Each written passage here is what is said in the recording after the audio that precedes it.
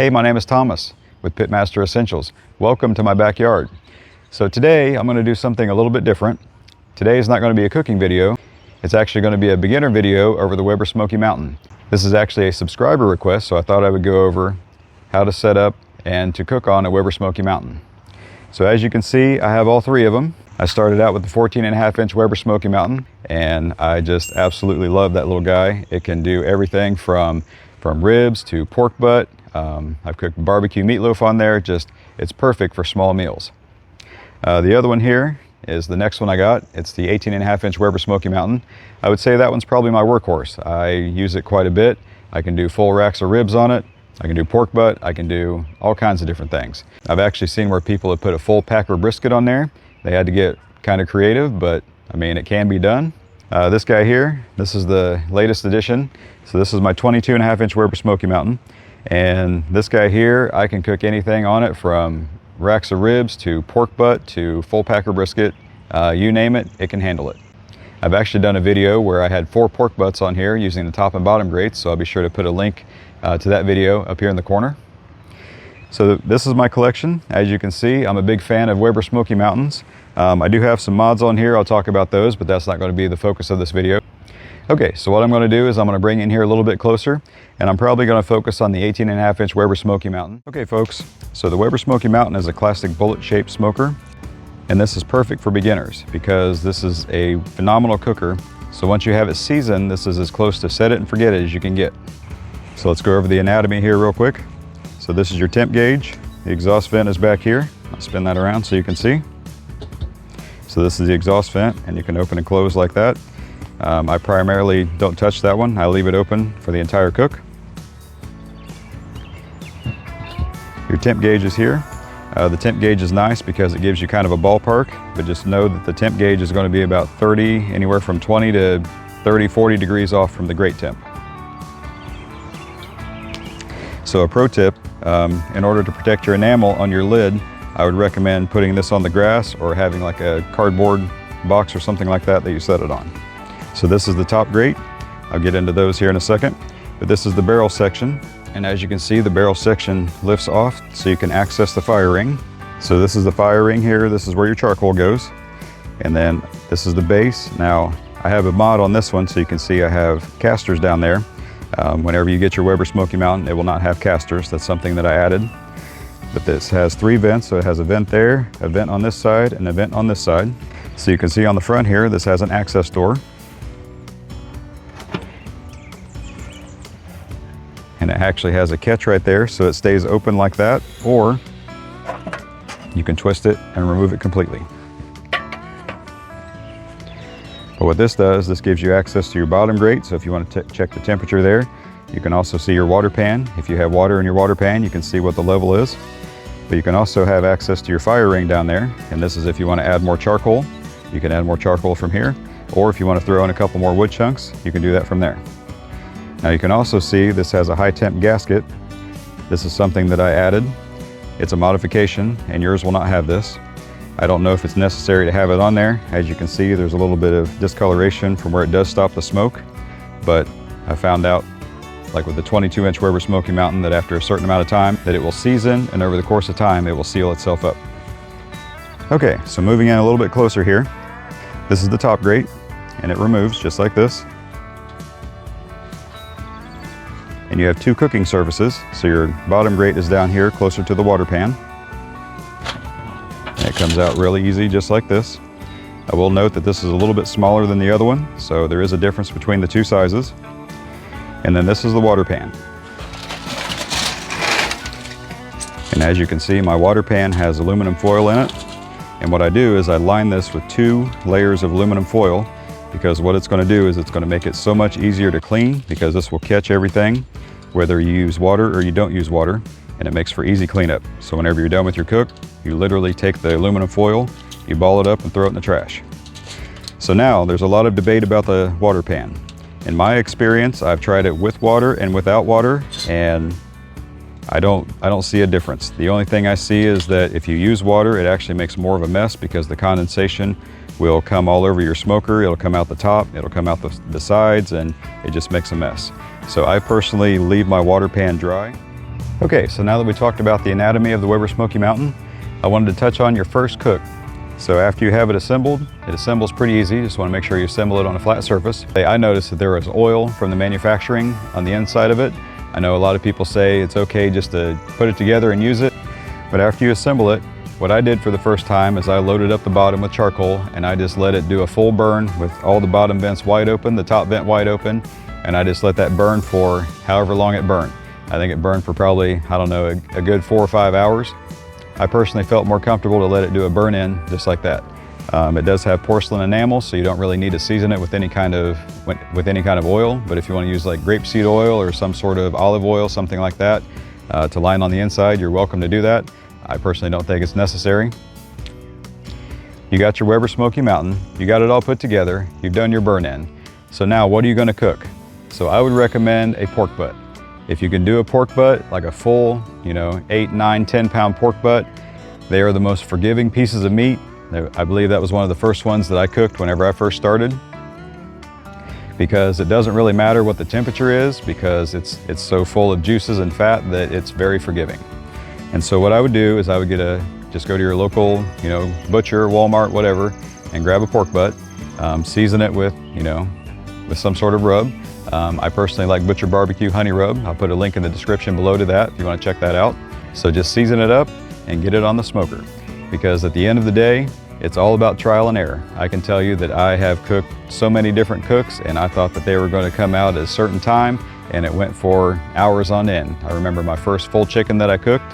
Actually, I cooked it on my 14.5-inch Weber Smokey Mountain, and I think it cooked, I don't know, probably 8 hours, 10 hours, something like that. It wasn't a very big chicken, but I didn't know that with poultry, you need to cook it a little hotter and a little faster, and I was trying to cook it low and slow at 225, 250. So, lesson learned. But I did eventually get it cooked, even though it was about 11 o'clock and everyone had gone to bed at that point. So just a little bit of a background there. But that's the big thing. So many people are scared to try something. Just grab a piece of meat and go for it. I know brisket is expensive. I know beef ribs are expensive. So, work your way up to those. But just try a few pork butts, try some ribs, do some baby backs, do some spare ribs. Those are all very easy cooks, and you'll actually learn along the way on how to do them. And I have plenty of videos if you want to check those out as well. So the biggest thing that you have to do is you just have to get over your fear of messing up, because you're going to fail. Everybody fails. I failed. You just heard about my chicken story. That's just one of many. But the big thing is just cook on it. You got to learn. I have quite a few videos out there, so please be sure to check out some of the videos on the different cooks. I have videos on pork butt, on ribs, on brisket, you name it, I got it. I'll link one up here so you can check that out. And so I'll bring you back here in just a few minutes and we'll talk about fire management. Okay, so when it comes to fire management, you're going to have a grate like this, and down here there are little screws that your grate sits on. There's one here, and there's one over there. And this is your fire ring, and that just sits right on top of your grate. And then you put your charcoal inside of here. I'm not going to go into too much detail on how to set up charcoal, because I do have a video on how to light a charcoal smoker. I'll be sure to put that in one of the corners over here, so that way you can check it out. But basically what you want to do is you want to fill up your fire ring, and then you want to make sure that each of your vents, so this vent is open, you want to make sure each of your bottom vents are wide open, all 3 of them. I like to use the menu method whenever I cook on the Weber Smokey Mountain. So again, I'll put a card up in the corner so you can check that out. So once you have your charcoal lit, and you assemble the other 2 pieces. And again, you want to make sure that your exhaust vent is wide open. So on the dome temp, whenever it starts to approach 200 degrees, I'll show you what to do next. Now again, that can be anywhere from 20 to 30 degrees off what the grate temp is, so that's why I like to shoot for around 200, because once it starts to hit 200, you want to start closing down your bottom vents. So I'll show you what to do with that here in just a moment. Oh, one thing I forgot to mention before I move on to the bottom vents.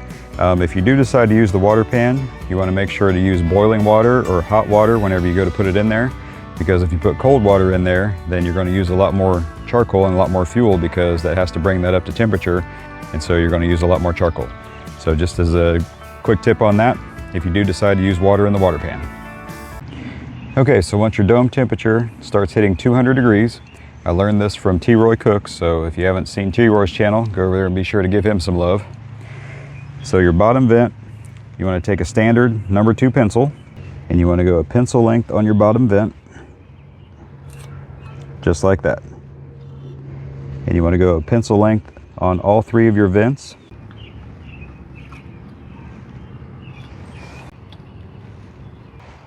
And after you put all 3 of your vents at a pencil length, you want to keep an eye on your temperature, because you want it to be around 225, 250, 275, somewhere in there. Now, each smoker is different, so just as an FYI, you want to make sure that you keep an eye on this, because sometimes on my bottom vents, I have to close one or both of the other ones, and then I have to put this down to where it is just barely open, just like that.